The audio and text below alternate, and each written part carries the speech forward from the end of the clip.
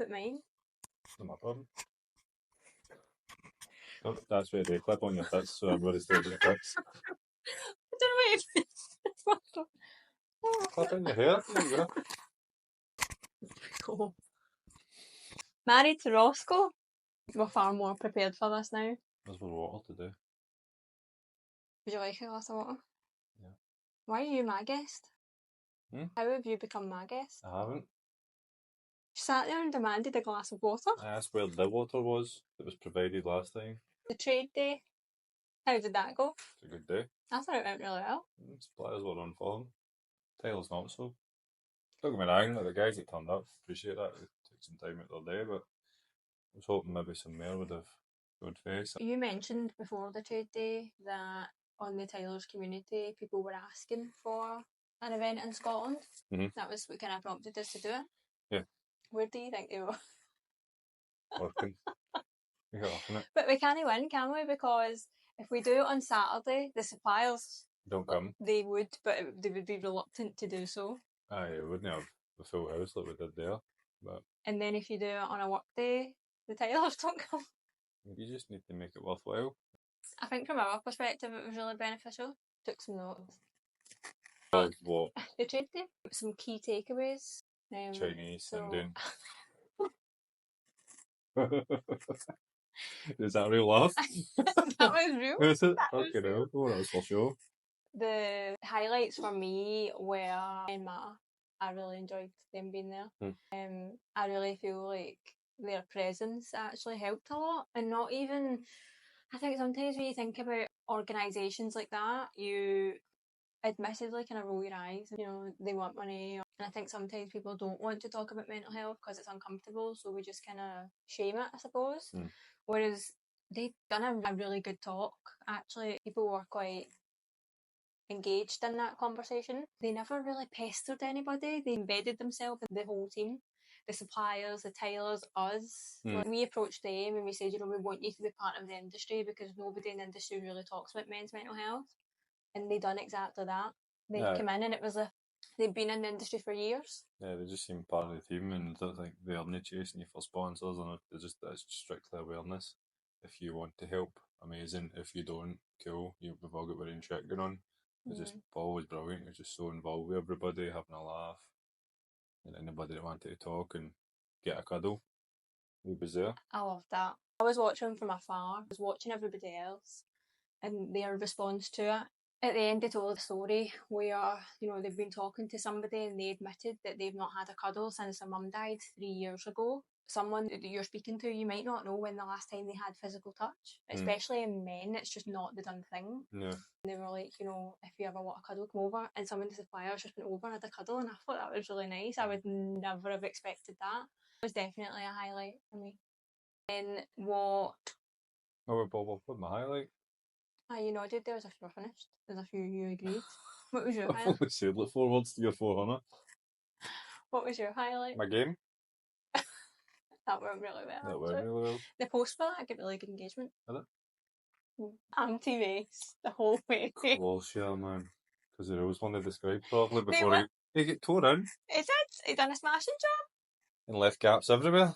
Maybe if you... Hope it's not on his job. Kidding on me. Maybe if you and John had explained the rules. Listen, me and John made that quite late. John was a nightmare with that. Like, who was it? You asked for the rules to be spoke about better after that, so John spent the whole time shitting everybody's styles. You making sure there was no gaps? Clearly. You've taught him well. Another one for me was the expensive catering.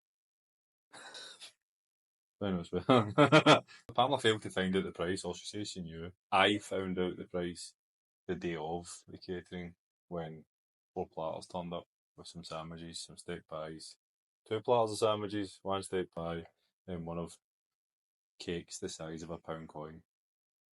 Guess how much? £160 for 4 platters. I'm getting talking about it. You're wrong though, right? So there was 2 platters of rolls. You're just going to repeat what I said? No, I'm not. There was 2 platters of rolls, and they were good quality rolls. However, I couldn't care if they were gold-plated rolls. Yeah, a platter of rolls. They cut all the rolls in half. Did you question the cost? No. Why not? If it was funny, the rolls were in half. Because we were because we were in the middle. Tradesmen, we need full rolls. But yeah, so you forgot about the mini quiches. They were horrific. I think you were the only person that ate quiches. It was just that was so that you could get spite. value for money. The last thing on the trade day was Val. Aye, they supplied the academy with the training teasers and they offer great support. And they've got the Ardex Academy, haven't they? Aye, done so, aye. To get a chat with them, I think we'll be doing a wee bit more with them in the future. You don't know any of that because you weren't there. I wasn't there. In the chat. What chat? This is like wedding hour again. I was there the whole time, but yeah, you fell out of me because I wasn't there. So are you up to date with Val then? Yeah. Yeah? I am. What's the... You updated me like after. Really? Mhm. Just because you like talking, I don't. I think you're a great talker. Thanks. Really good. Superb. Talker in progress. Now you're just insulting. I'm not insulting you, I'm giving you words of encouragement. You were fine at the start. Right. How's your battery?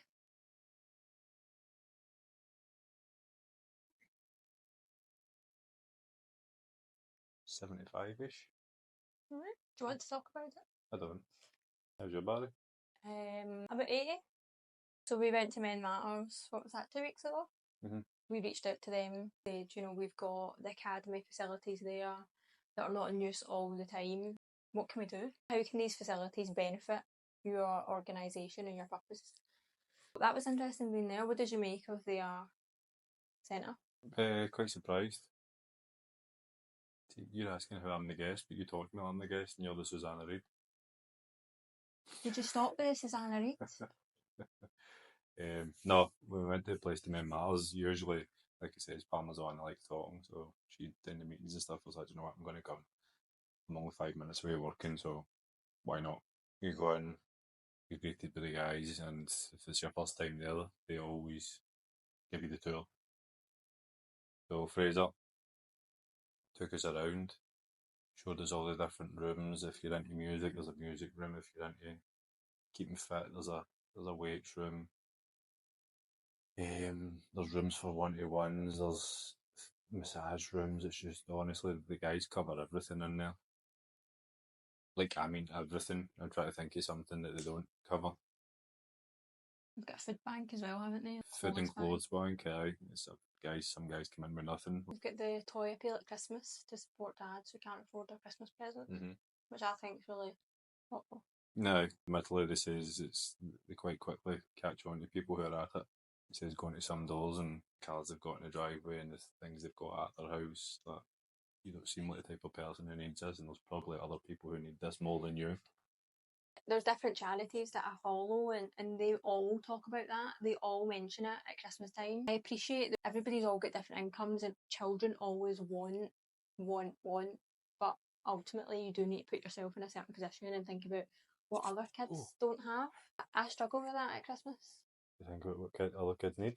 Well, you go into supermarkets and they've got all these gift trees and all that now, and I'll always take a bauble and, I'll always do something and get the kids to do it as well, and they do things with their school and stuff, and you feel like you're in such a fortunate position to be able to help somebody. And then you hear these stories and you read things on social media, opportunists. Anyway, you're right. They've covered everything at Men Matter. Even the guys that work there, they're quite open and honest about their backgrounds, where they started, where they are now, and just, it's all about the people who come in. Very selfless people, which is hard to find. And when you've been in that situation and people have saved you, naturally you would want to give back in some way, shape or form. Yeah. So going forward with Men Matter, we're potentially going to open up the academy to some people, get people hands-on, learning a skill. Aye, so we want to work together. Guys are guys, aren't they? They like building stuff, creating stuff, so if I can do that in a tiling aspect for these people, maybe it'll spark a wee interest and it might grow to something more. So we're going to go there. We'll take probably the kind of wee jig thing that I made on the trade day to get people messing about, interacting with tiling, telling them a couple of bits about it, show them some jobs I've done or whatever, just show them how far it can actually go. See if anybody's interested, then after that we'll follow on and see if they want to come by the academy. Men Matters, being embedded into the tiling industry. My career is primarily in the construction industry, where big organisations support men's mental health and the Lighthouse charity and things like that, and it's such a big topic because there's so many men in that workforce. They all work away from home, they're out of a routine, they don't really have responsibilities when they're working away. One thing that stood out to me is that it's never spoke about in tiling, and I think it should be so much more, because most tilers work in silo. What? And what? Silo. You don't know what work in silo means? No. On your own? You just said it? Work in silo is a common term. For the educated, probably. And you're not educated? With my hands.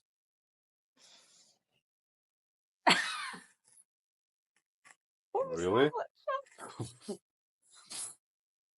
I could ask you the same question. So you're not really getting that opportunity to speak to other people about how you're feeling, and particularly now, it's more stressful for people. It seems to be quite an even divide in people who don't have work, and people who are absolutely mobbed. Let's be honest, but the people who don't have work, but why do you not ask themselves why? It could be for a multitude of reasons. Age, so you're not really relevant in social media. People don't advertise on Gumtree and newspapers and all that now. I would honestly say I'm not relevant on social media. I don't get any very little work through social media. Do you think so? Well, not that far in the future that we depend on social media. If it dropped out tomorrow, I'd be fine. I think you're in a fortunate position though, where you would be fine. I do get that some people have built their career on social media and whatever, but some of the people who are complaining they don't have work aren't. They're older. They've built their clientele the exact same way I have, and they're trying to blame products, the price of it, the need to use them. You wouldn't have complained 30 years ago that you had to sheet a person's plywood and that's why you lost a job. Things are slower. I don't think anybody should have no work. If you have no work, then fucking look in the mirror. Strong words. Well, it's true, but I don't know. When I think about your clientele, like you work with a lot of bathroom companies and interior designers. If somebody is just doing Betty's work down the street and then whoever Betty knows, people like Betty are not getting their bathrooms and all that done just now. I've not been doing designers work forever. I was still do Betty's work. You've got ambition though, called Pamela. Fucking a couple of words for you now. Older tailors, like they just want to make a wage. So they are. That's really difficult though. Why is it difficult? Because I've got a Pamela. So that kind of brings me on to a conversation that I was having with somebody at the trade day actually, and they said, the average age of a tailor in the UK is 44. You told me today the college courses are potentially... It's a rumour.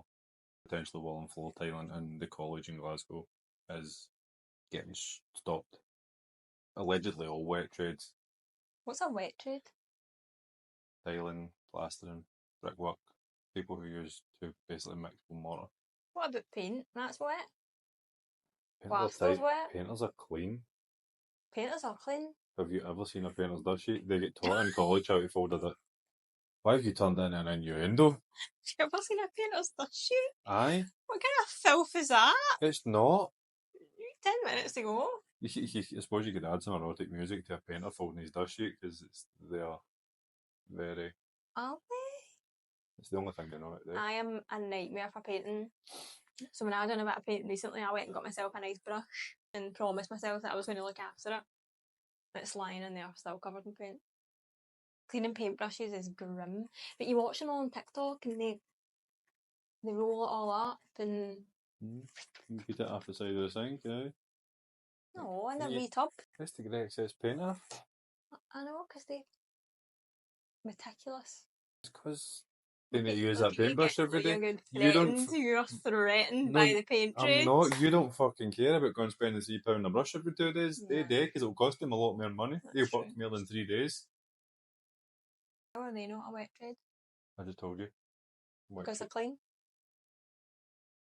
wet trades are based on people who work with mortar. Right. Obviously, we use adhesive now. It's just in water. Fucking water. Do you need a minute to think about your answer? No, I've given you 3 different kinds, so I've kind of covered all bases. You don't know what a wet trade is? I've just told you.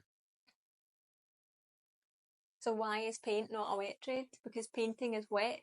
So is plastering. Plastering is wet. Plastering is a wet trade. So they're doing away with plastering courses too? That's all I heard was wet trades because they make a mess. You don't ask enough questions. You shouldn't come home with half the answers. I could fucking watch another one. So if the average age of a tailor is 44 and a Glasgow college is not going to be teaching waft any longer, Don't fucking disrespect my trade. then what's going to happen in maths 20 years time when ROSSCO pick up the slack, man, and they were just turning it. Apprentices. Pardon. So what's on the agenda? I feel like we need to be speaking to somebody about this. You can do what you do best and phone strangers and... How did we get to that? So tailors work in silo, work in one room. They don't have anybody to talk to about their stresses. That's how it's kind of hard to integrate somebody as well. Tailors work themselves, they're so set in what they do, how they sell, where they put their things, where they start first. So to bring a young boy or girl into that, they need to merge seamlessly because sometimes tailors get their knickers in a twist because said person gets in the road, slows them down. They're not going to make the same money they did that day because if they slow down and teach somebody, so then it just turns into a bigger picture. So surely tailors then should take some responsibility for that. If you're not making it more accessible for young people to come into the industry. So it's just a big circle. The generation now can't be asked working for the money. The younger generation. Yes. And the tailors who would take on said generation can't be asked with them. Should a miracle happen and some of this generation gets with a tailor, it's a fucking nightmare to get through CITB and get them registered. It's a rigmarole. And then we go to career events and we wonder why nobody's even aware that tailoring exists. Like, you go into your kitchen and you look at your splashback. No, you look at the tile splashback, but go, oh, who done your kitchen? I was a joiner. Why are joiners doing tailoring? They're not, but you could be directly looking at the tile splashback, but you would think a joiner fitted my kitchen. Bit of an education piece needed there then, eh? Something that I've done today whilst you were at work. This is terrifying. Set up a live seminar called Introduction to Tailoring. And basically it's a free online seminar where people will log in. It's a Sunday night in November and you're going to be at the academy. Everybody gets to sit in the house with the heating on and I've got... You'll be in the academy. Cool. Freezing my balls off, eating biscuits. They're left for the last course. You'll be tailoring. We will explain to them a bit about the industry. I've done a lot of reading today on statistics. Enlightening me. No, I've not wrote them down. But I I read can see them. you've absorbed that, mate. Read them. So we're going to talk about the industry as it is and where it's going. Where are you going to be while I'm at the academy? I'll be there with you, as always. Where's the kids? Don't know. We're going to have a technical team. You make millions? We're going to have suppliers there. Huh? In person. I've not asked them yet, but they on will a Sunday night? No, evening. Not all suppliers too. No, it won't happen. How? Because they've got personal lives. They're not going to be paid to be there on a Sunday. It will not happen. Well, I'll change the day, but Maybe we can... I'll change the day. We can integrate it. Change the day. You don't have to be doing the day then. That's fine. I'll manage it. I'm going to have a TTA involved about standards. I have 5 tailors from different sort of backgrounds and experiences that are doing like a sort of Q&A, what their opinions are. 3 hours. 3. 3 compact hours. And no catering required. Ooh. What's the highlight of your week? Past 7 days. It's Tuesday. The week only started yesterday. That's why I said the past 7 days. What's the highlight of your week? Or the highlight of today? If today's been such a good day, I want to know about it. It's not. It's not been a great day at all. How what happened? I just never got my job finished. And? We're supposed to finish on Friday. I've got nothing to report about my day. You just don't want to open up. The mosaics goes. A 5 kilo bag of grout, like cool. That'll do the mosaics. They're pretty thin, 3 mil. From a section this wide by that tall. Had to go get another bag of grout. That was frustrating. How was your lunch? Nah, 2 Morrison's meal deals. 2? 2. Why shouldn't we just have 1? See, in the old days, you had a fucking big steam train. Trying to give it 1 shovel of coal or 2. Big steam train. Big steam train. Okay. Mr. Locomotive. What was the highlight of your day? I don't think you're going to want to know. I started watching some trash TV. I'm out of work, so I appreciate I need a job as soon as possible. Yeah, you do. It's called Dating Naked UK. Oh, we're Island? How have you seen it? Didn't say I've seen it. I'm right, you've not seen it? Heard it advertised on the radio. I got into like episode 8. Are you sitting midday watching fucking people's tallywhackers? That cannot be a real term for a willy. A tallywhacker, absolutely. Shut up. Is it? Aye. A tallywhacker? A tallywhacker. Right. Are you sitting watching naked TV midday 10 a.m. with the blinds up? Aye, This I'm is not ridiculous. pervert. Let me put the blinds. No, but the neighbours will walk past and you're a pervert. Our neighbours have jobs. I don't. So I got to episode 8, right? What? I know. And I thought to That's a myself, lot of hobbies. this is the problem with the world. Problem you. I'm struggling to comprehend people being like, sign me up. Imagine you're right. You're sitting across with a lassie eating fucking sausage, chips and beans. Yeah. I don't think they eat sausage, chips and beans in the hot country they were in. Got a diary room. And the camera is just of a really unpleasant level. Shut up. It can't be any lower than waist level. It's eye level. You know what I mean? I don't know how comfortable I'm at work busting my arse and you're watching dick in the midday. Academy. You can't just jump back to Academy. When's the next course? The 21st of October. Many spaces we get left? 3. Where do we strike the balance between being a tradesman and not wanting to do work in your own house because you're too tired and you can't be arsed because you've done it all day, and not wanting other people to do stuff in your house? So you've said tradesman, but I feel absolute person attacked. Totally generic. Strike a balance. Tell us, that's what we do. You tell us your ideal scenario, okay, of how many hours I should work, how many hours I should work when I come home, and how many hours I should apply to family time. I think you should work a whole lot less. So the issues that I have is that there's this long list of things, and you do all the big jobs, which is great, but then when those big jobs become wee jobs, they are no longer on your radar. For example, the scuttings. They're on my radar. They're always right, cool. Scuttings and using it. What about the radiators upstairs that need changed? It's only 1. 2. How to? Our ensuite one also needs changed now. How challenging would it be to change the radiator? No, it's a very simple task. Right. What about those 2 small frames that I need hung up? Simple task. Right. What However, about... as simple the tasks are, where they are on the priority list is... Yeah. But you understand that we are... What date are we on? We're towards the end of September, aren't we? Don't start your want my house done for Christmas push. So, you know, what Christmas comes in and bumps all the things up. No, do you know what Christmas comes in and bumps all my work up? Is it? Mm-hmm. Is it? Mm-hmm. Cool. I work much harder when about this time of year. So, who do we get in to finish those tasks that you started? Nobody. I'm glad that we covered that point. Essentially, that's just you cheating on me by bringing another man in the house to do my jobs. You'd as well just take my bed and not do that job. You've done a fantastic job with that wallpaper. I was here. You were here? I was here. I watched both men the whole time they were doing it. That's a lot of fucking creep. You do? I'm not. What else needs done? The garden that we needed done over summer. Summer's past. Summer's passed and I've took away the slab circle. I was very What did much you do? You drove to the garden centre and got an old lady to put 4 bags of compost in the back of the car? right. Somebody had to do that. I was up 18 feet in the air cutting down a tree. You know how many spiders were on me when I was cutting all those hedges? All the ones that you didn't want me to cut, that I thought you wanted me to cut?